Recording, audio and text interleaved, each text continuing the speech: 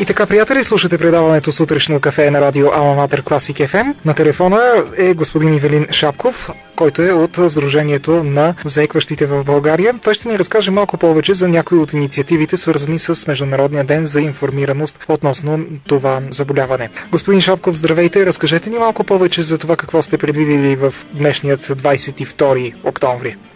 Здравейте! Основно нашата инициатива ще бъде пред НДК, която ще се състои в интервюиране на минувачи, за да можем да видим как те виждат заекващите хора в своите очи. И съответно ще им раздаваме и брошурки, в които ще пише как трябва да се държим, когато на срещане има заекващ човек. Дали да го изслушваме или да му помагаме докато говори. Основни правила за всеки един, който има приятел или среща на улицата човек, който заеква. А ще ни кажете ли някои от тези правила? Какви са те и защо българите като че ли не познаваме тези правила? Като основно правило, всеки от нас иска от срещния човек, който го слуша, да запази едно спокойствие, за да може да не се притеснява още повече заекващия, да не показва движения, които да го накарат да забърза темпа, тъй като при заекването е много важно човек да е спокоен,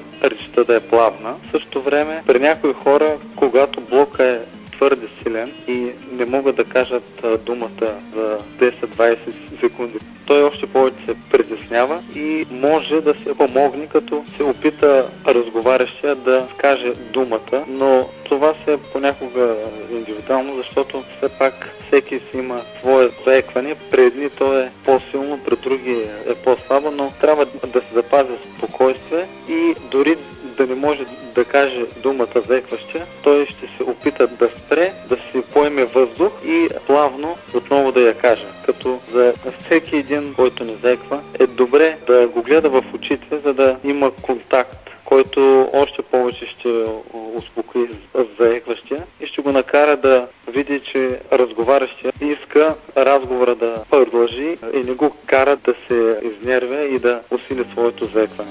Ще ни разкажете ли и малко повече за нещата, които са свързани с вашето сдружение? По какъв начин помагате на хората, които имат това заболяване и съответно правите ли различни курсове или пак техники, с които те да преодолеят тези затруднения?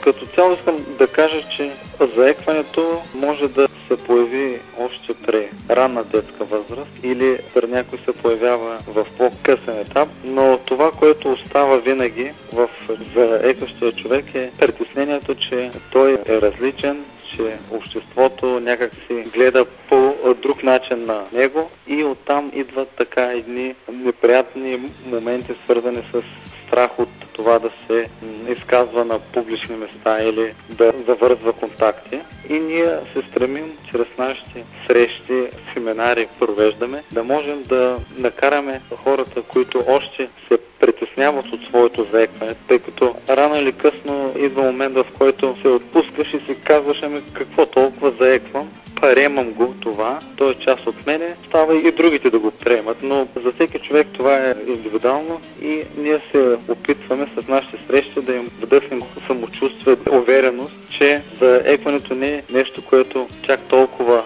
различава от другите. Просто това, че преди е имало моменти в ученическа възраст, когато малко или много някой се е пресмял или е посочил с пръст, е накарал да има една вътрешна празнина и ние се опитаме да запълним чрез вдъхване на увереност във всеки един заекващ. Имате ли данни за това дали се е увеличил броят на заекващите в България и смятате ли, че това се дължи на някаква тенденция? За данни мога да кажа, че в България се водят около 70 000 души от населението, които заекват. За съжаление обаче, доста от тях не предприемат някакви мерки да ходят на логопеди или да се обърнат към нас и затова ние все още нямаме набрана група от хора и чрез нашите кампании се стремим да можем да покажем, че има сдружения за инициативи по заекването. То съществува от 1992 година и колкото може повече хора да откликнат на нашата помощ, да имаме вече един по-голям обхват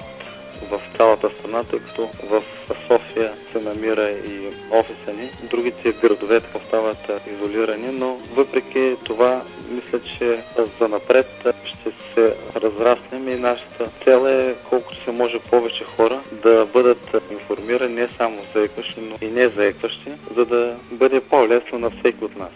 Пожелавам ви го наистина. Ивелин Шапков, специално за сутрешно кафе по радио Ала Матер Класик FM.